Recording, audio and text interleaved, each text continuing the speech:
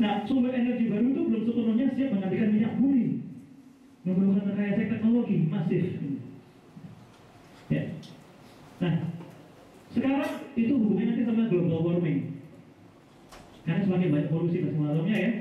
Nah, sekarang kerasa kan kemarin 44 derajat Celcius tuh katanya Bojonegoro. Ya.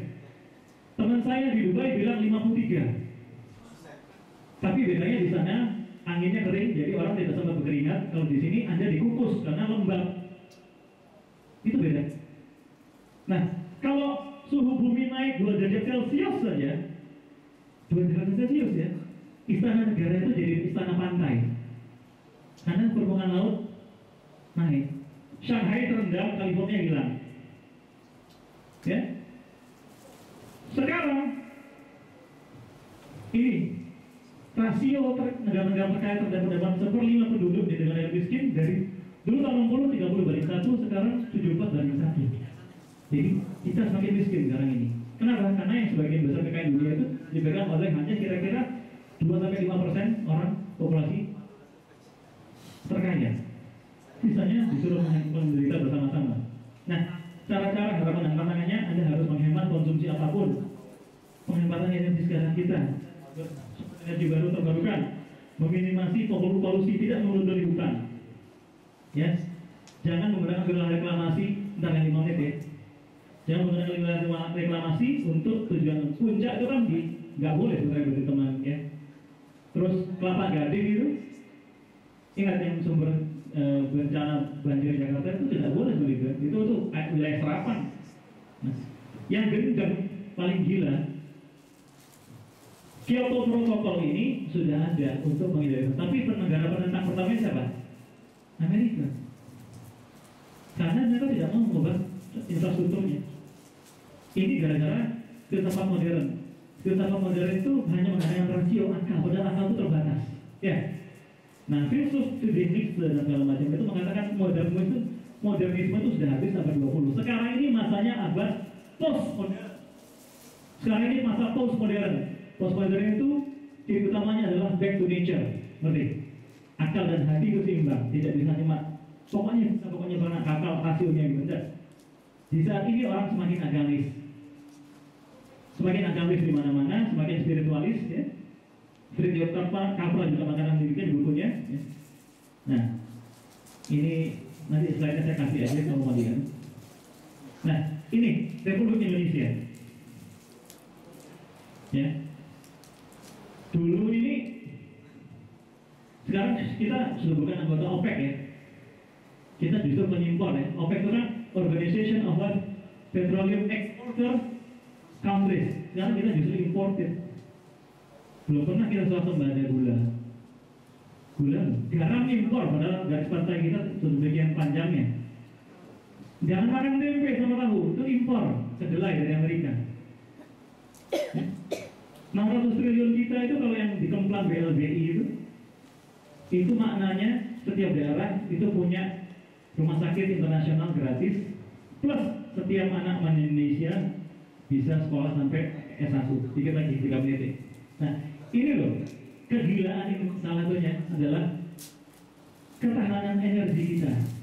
Jadi kalau energi kita, kayak ini hari ini saya baca di Suriah bahwa di Jawa Timur ini berapa bulan ke depan industri tidak kebagian gas, ingat gak? Ya kan?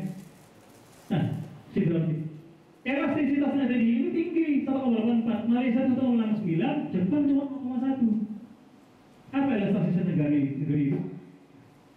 Konsumsi energi itu meningkat 9%, tapi peningkatan ekonomi cuma 5%. Nih, untuk elastisitas itu intensitas ya, peningkatan US GDP, Indonesia membutuhkan energi 82 TOI.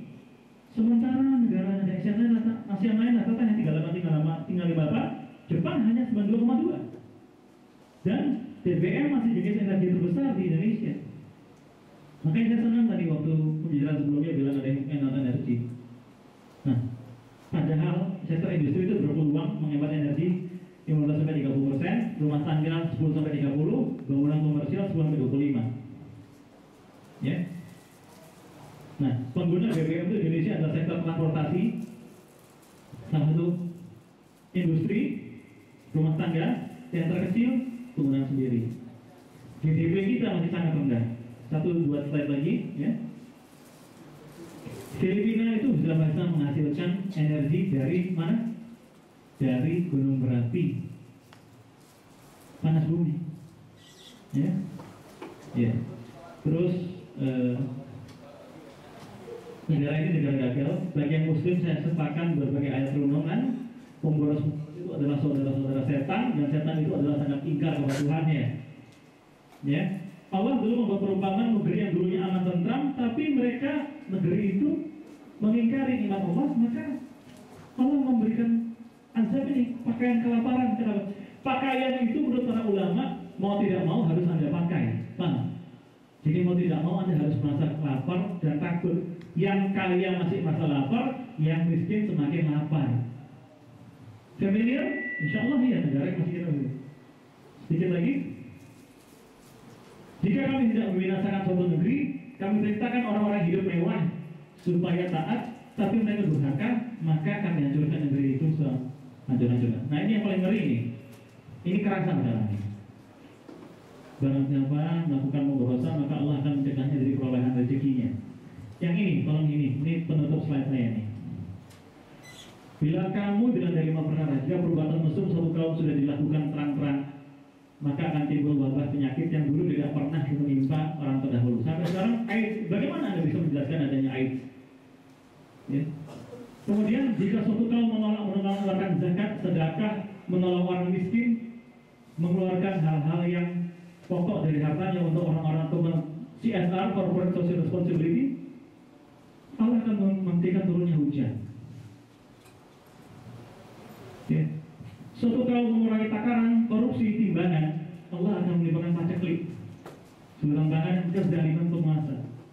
Jika penguasa mereka melaksanakan hukum yang bukan dari Tuhan, hukum Taurat, hukum Injil, hukum Zabur, hukum Islam itu ada benang merahnya. Kalau dibilang misalnya jangan berbohong, ya, jangan mencuri, jangan berzina, jangan menyembah berhala, jangan bikin patung, ya, patung berupa makhluk. Ya. Musuh-musuh mereka perintah terakhir menyanyiakan kita bulan sunnah, maka permusuhan. Dah terakhir itu aja. Terima kasih sekali. Jadi sekarang kita tahu kenapa kita harus berhemat, kita harus memelihara alam kita ini, karena di sini Pak Kiki juga sudah memperlihatkan ke kita semuanya sustainability itu sangat penting. Terima kasih. Assalamualaikum warahmatullahi wabarakatuh.